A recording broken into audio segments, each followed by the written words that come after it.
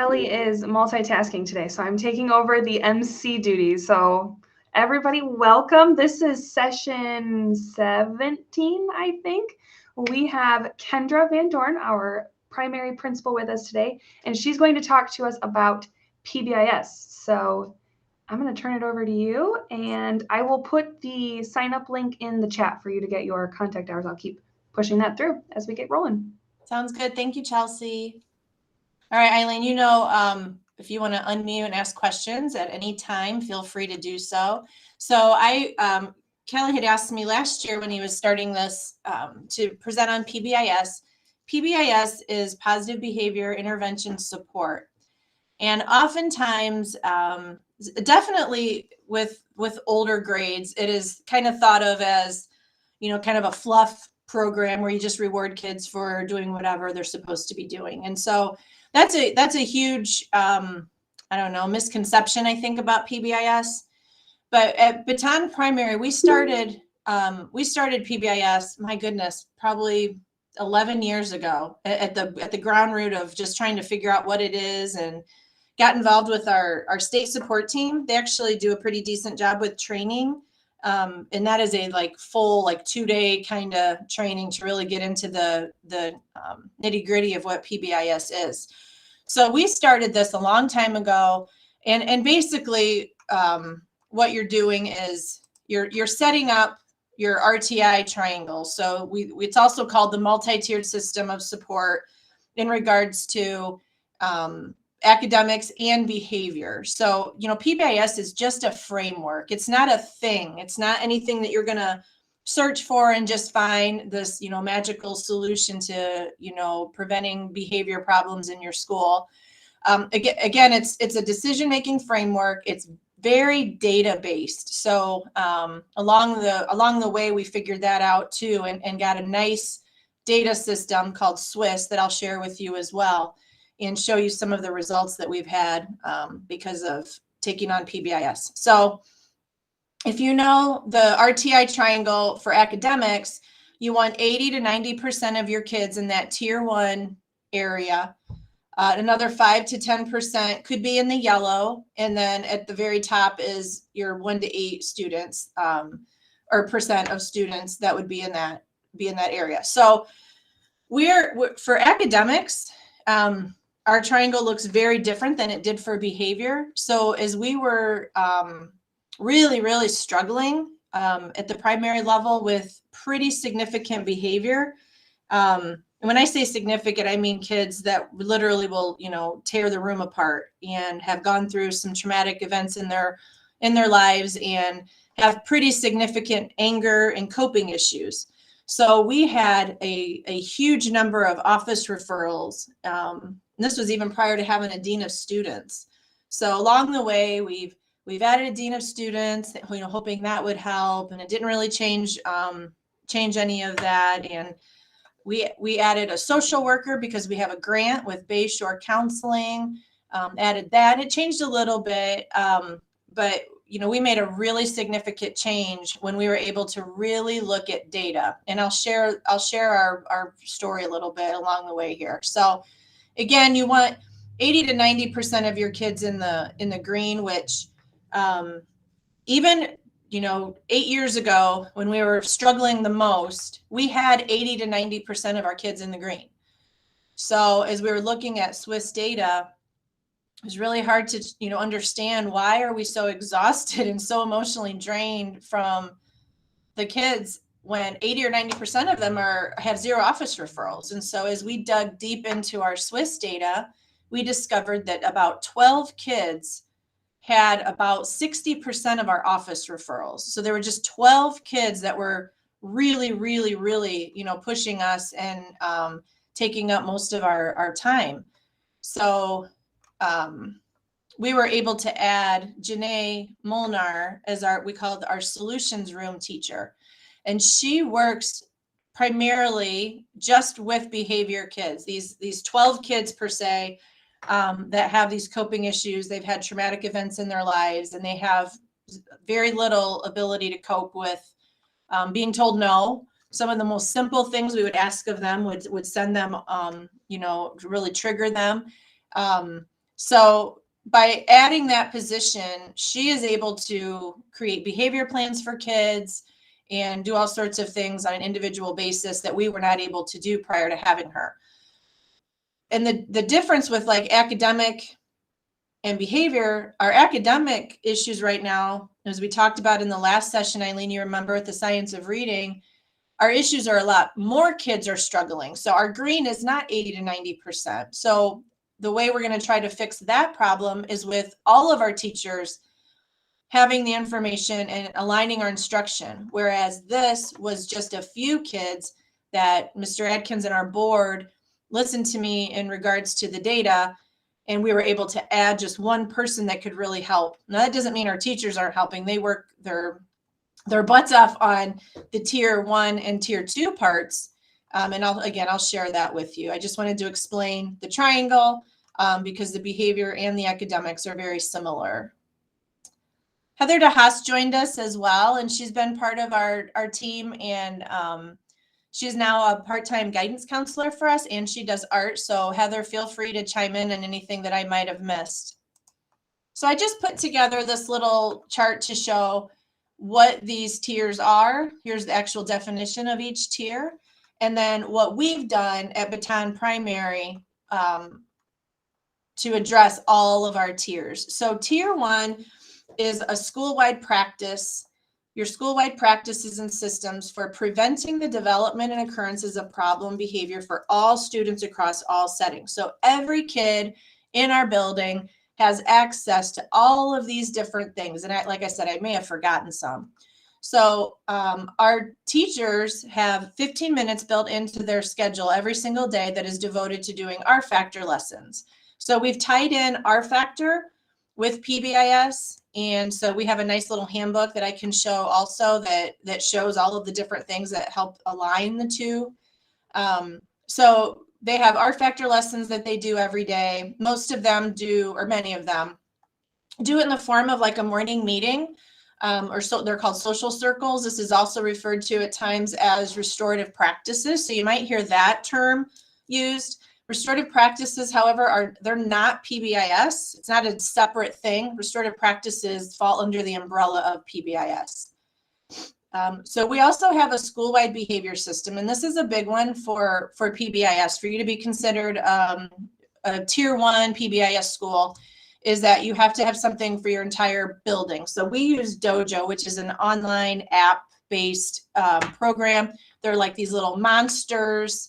Here's a picture of one. These little monsters that the kids have, and they keep points. So we have Dojo shopping every month. It's kind of like money where they collect all of these points and then they can turn it in for prizes and stuff. So every kid in our school has access to Dojo. Some other examples that are used are sometimes like a ticket system that you can use at your school, as long as every kid has access to being able to earn some type of points or something like that. So like I said, we use Dojo.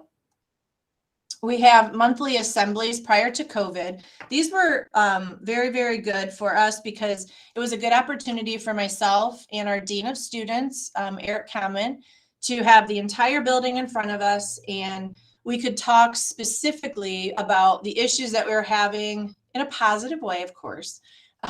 But talk about the things that are going on in our building. So for example, we could look at SWIS, which is our behavior system, our data system.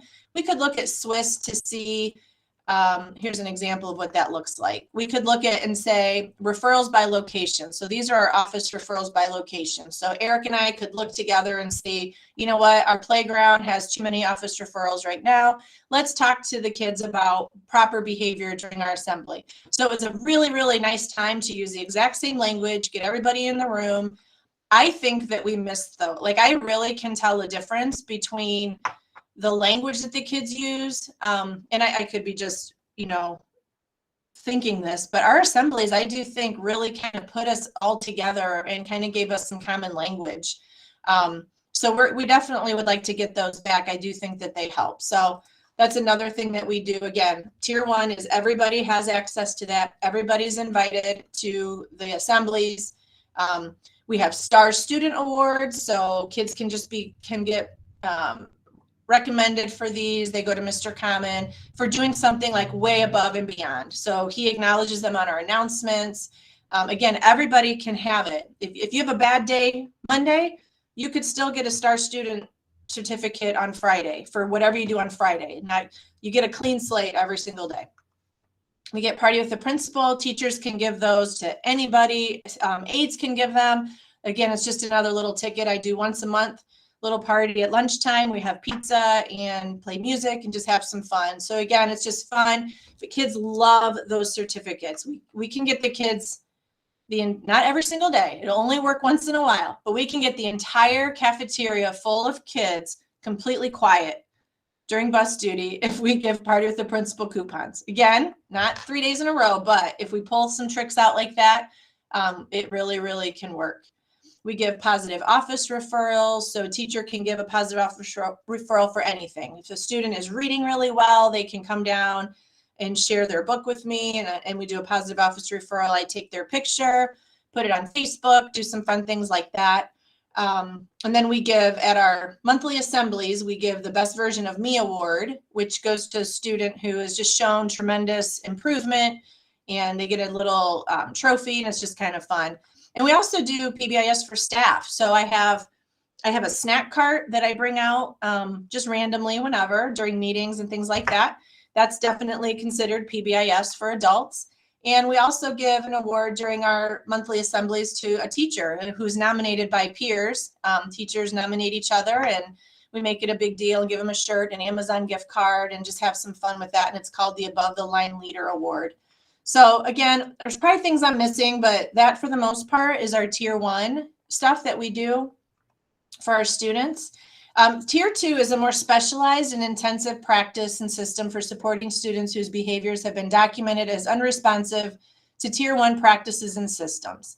So here's where we would do an ERO think sheet. We have it spelled out. So there's the ERO, and an adult sits down with the student and they talk about the choices they made and where they ended up and how to make above the line choices next time. So we work that out, and it's just like individualized instruction for that behavior. And that goes along with the reteaching of the expectations. Oftentimes we'll have a parent meeting. We do something that's called our homeschool connection. So we'll create a behavior plan at school, and it follows them home, and parents decide, some fun things that they can earn on a daily in order to be able to, get some points, and they earn points at school in order to get some fun things at home. And we ask our families not to choose things that cost money. So one of the examples would be just some, read a story with mom, or play a board game with the family, things like that, kind of help unite our families as well. We do a check-in, check-out system. So that could be like, for example, Mr. Common might decide to be the check-in, check-out person with the student. And so checks in with them in the morning, gives them a good pep talk, checks in with them at the end of the day to see how things are going. This person isn't supposed to be like me, where you're going to, get mad at the kids if they didn't have a great day. It's supposed to be somebody that's just safe and that they can, make mistakes and talk about at the end of the day. It's not a disciplinary person. And so when we do our homeschool connections, teachers are always involved. And at that point, we make sure teachers get to say what their non-negotiables are, because at times there could be so many different behaviors going on with the student that it's overwhelming. So we try to ask the teacher, like, what is a non-negotiable? If they do this in your class, it is an automatic office referral and a removal from your classroom. And I think that helps kind of give teachers some control over the behavior and make sure that they're not doing things for a very long time that's disruptive to the classroom. So that seems to work for us as well. And then of course you have students, not very many, but we have some at this point. We used to have a lot, and now we have not many that need that tier 3 highly specialized and individualized practice and system for supporting students whose behaviors have been documented as unresponsive to tiers 1 and 2. So we have all of the things listed in tier 2 that would be also considered for our tier 3. This is where Janae would work directly with the student. So she would also be a part of the plans in tier 2 as well. But for the most part, she is definitely works with our tier 3 kids. So she creates behavior plans for teachers, works with the kids to go over the behavior plans, And they're very, very specific to every kid. She also keeps very good records and documents the results of the different interventions that they tried. And she can tell me so many different things about a kid's behavior throughout the day. So she keeps really, really good documentation for all that.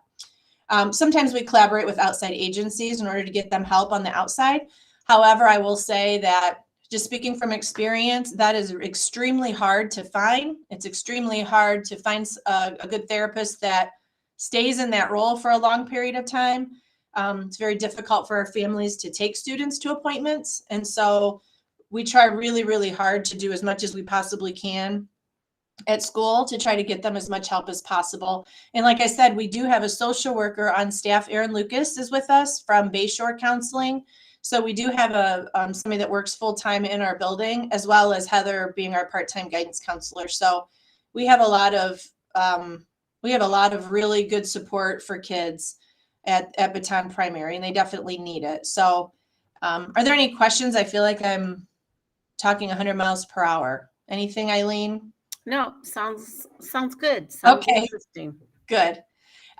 So here's a little screenshot of what our data looked like when I said that it was really rough. So if you look here at 2016-17, we had 510 office referrals. And, that number alone doesn't seem like, a shocking thing until you see the drop. So you look at 2018-19, and we had 203. So, that's a significant shift. I can't remember. I did the math years ago. It might be 60% fewer office referrals when we added Janae's position. So it started here with 331 and then dropped even more. So we're on track this year to be in that same boat. Now, of course, 2019-20 we know doesn't count because that's when we shut down right here. And then last year we were hybrid. So our numbers were really low last year. We were hybrid for much of the time. And we also had, teachers did recess duty, so we didn't have a lot of office referrals for recess. And so I don't really count last year either. I'm going to look at 2018-19 and then where we are currently right now. I'm pretty happy. But you can see in September, we were up there, in comparison to 2017-18. And very interesting enough, a lot of those office referrals, you can drill down to see these different areas of your building. So you can see referrals by time of day. You can see the days of the week. You can look at the location up here. And then you can look at the actual behavior itself. If it was defiance, or this one is physical aggression, inappropriate language. But, you can see where they take place. And you can go down by grade level as well. So there's other things you can drill down other than what you're seeing here on the screen. I just use those 4 to show you the possibilities. So I know that at the beginning of the year, we had quite a few kindergarten students who were getting office referrals. And so we know that the preschools last year were mainly online. So our kids didn't even have access to preschool. So that it's no surprise then that we would have some behaviors that maybe we hadn't seen in the past that kind of, escalated a little bit for us this year. But because our teachers were so good in this area, they had their dojo and their morning meeting, all this work that we've done up here, the teachers were willing and able to implement that from the first day of school. So by the time October comes around, our office referrals are fewer and fewer because they're implementing all of the things that they do. And so without that, we would just be still, trying to figure out what to do with some of our kids. And Janae and Heather and Erin Lucas, they just work miracles with some of our kids as well. So I wanted to share this because this is an area, that we are super proud of. Being able to implement all 3 tiers of PBIS is something I'm really proud of. We applied for an award a few years ago and got a silver award for PBIS. I do think that we got gypped. I think we should have got the gold, but that's just my opinion, Eileen. But anyways, we've worked really, really hard to implement all of our PBIS, and it's definitely an area that we're super proud of. So I think that is my last slide. Heather, what did I forget? I was just gonna point out that it's interesting because our data collection, like this year with all of our office referrals, I think at the beginning of our school years, we've gotten used to like collecting the data and figuring out, like we get more referrals because we're trying to figure out where it's happening and what we can do to formulate the plan. Yeah. So I like to see the drop because it shows that we are using our data effectively to create those plans for each individual kid. Especially this year with our kindergartners, which didn't have as much support over the past few years, like you said. Mm-hmm. I don't know if I missed anything else. I think the challenge too is with like older grades is, you know, understanding that you can do these things for older kids. They like it too. It may seem babyish for the little ones, but when you start to do some of these fun things, like I hear all the things that you guys do at the high school, and so many of that is PBIS. It's just not called PBIS.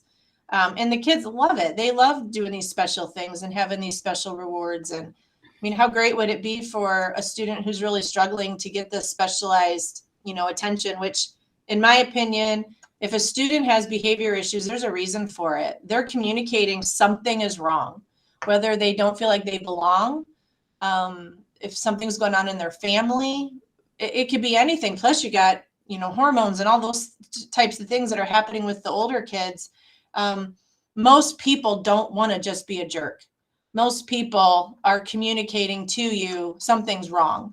And so we have a nice system at the primary level. We're lucky that we have adults that can actually work on those types of things.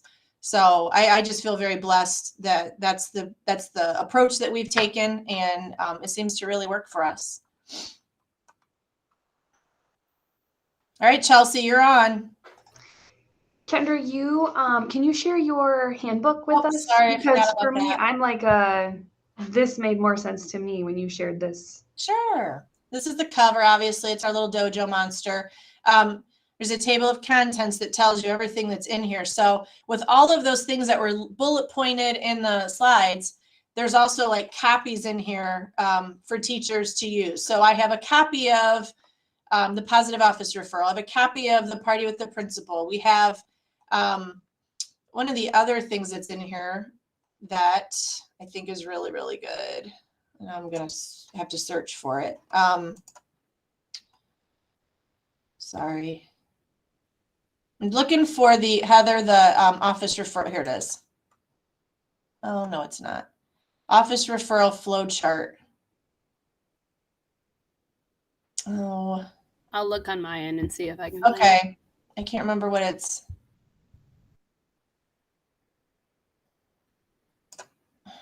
Sorry. I think your teach twos are also really good, Kendra. Yes, there's just so much to share. I don't have time. Did that catch your attention? The teach two? Teach two. Yeah, these are things. Yeah. We see those in your hallways. Like when I'm in your building, I always see like your PBIS signs throughout the whole building, and it's very clear. Yeah. So we created above the line, below the line, teach twos for all of the different areas in our building. So there's an example I have pulled up. So dismissal, and it spells out what our expectations are and what we expect to see, what are the negatives, and then almost but not quite. And a few years ago, we did something fun. We put together a cute little video of some staff people who are showing the way you're supposed to behave in certain areas of the building. And then we had some fun and ran up and down the stairs and did some ridiculous things for the kids to see what not to do. And Heather narrated that and did a really nice job creating that video. And we shared it at one of our assemblies. So that was kind of fun to do and see. Heather, did you find what I'm looking for? Is it the flow chart? Yeah. It's page 11. Oh. I think is that the one you're looking at? I don't know.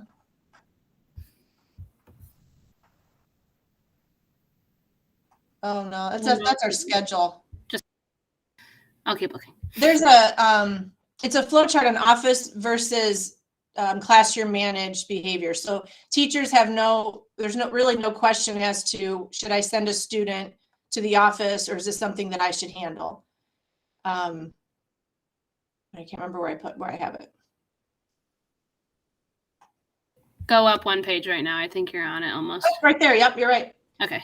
I So, was on the yep, this is our behavior flow chart. So it'll give you examples of a teacher managed behavior, or if it's an office managed. That way, because teachers for a long time weren't sure, am I supposed to do a write-up for this, or, you know, so this kind of helps spell it out. Now, of course, there's gray areas.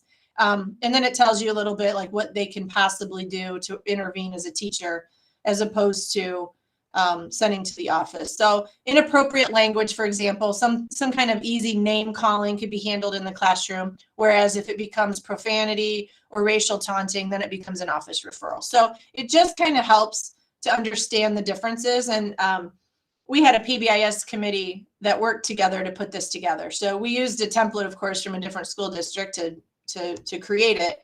But our teachers, you know, kind of helped go through this. You know, we have, you know, physical contact. Kids are messing around, they're wrestling a little bit on the playground, pushing, shoving, kicking, in more of a play reactionary. But over here is an office referral when there's intent to hurt somebody else, kicking, hitting, pushing, shoving, biting, etc., with the intent to do harm. So it's not to say that we don't sometimes have office referrals for this. If kids do not listen to the aides or something outside, then of course, then it's going to be an office referral. So again, it's not super black and white. There's always some gray, but this is a little helpful, I think, in our handbook to help teachers understand the differences. Anything else, Chelsea, in the handbook itself? Not that I can think of. I think that's a really good overview, and kind of like you mentioned, it's different at each of the buildings. So all of our buildings are implementing PBIS. Right. You may just not know that it's happening by this formal name. You know, at the high school, they have, I think they're doing a monthly incentive right now. Our middle school has a program, so Yeah. it just looks different in every building, but we're all doing it. Yep. And in the end, it's PBIS. That's the umbrella that it falls under, with all of these different things that are going on happening. So, yeah. Well, thank you for sharing, Kendra. Does anybody have any other questions before we wrap up? That's like perfect timing. All right. Thank you. Thank you, Eileen.